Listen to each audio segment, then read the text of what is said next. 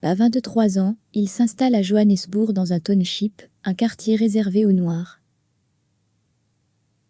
Il est embauché dans un cabinet d'avocats blancs, où il souffre quotidiennement du racisme. Il étudie le droit, pour défendre les Noirs. Il participe le soir aux réunions politiques de l'ANC, l'African National Congress, qui défend l'action non violente. En 1948, le gouvernement blanc impose l'apartheid. Les Noirs doivent circuler avec un pass. Les mariages entre Noirs et Blancs sont interdits. 1950, il est l'un des dirigeants de l'ANC et rallie les townships à sa cause. 1952, il ouvre le premier cabinet d'avocats noirs de Johannesburg.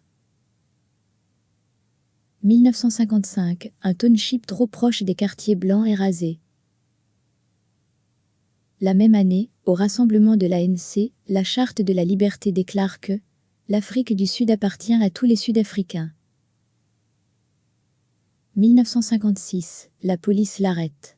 Son procès dure 4 ans. 1960, après de nombreuses manifestations contre le port du passeport, la police tire sur la foule. Bilan, 69 morts. 1961, il est libéré. L'augmentation des mesures racistes le conduit alors à utiliser les armes.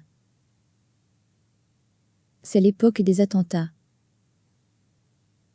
1962, il cherche de l'aide à l'étranger.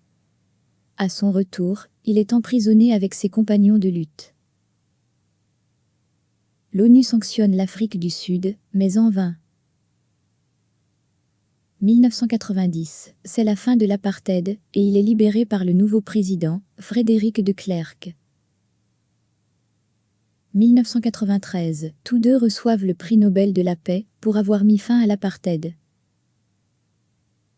Un an plus tard, il est élu et devient ainsi le premier président noir d'Afrique du Sud. Il meurt à 95 ans. Il aura passé en tout 31 ans de sa vie en prison pour l'égalité.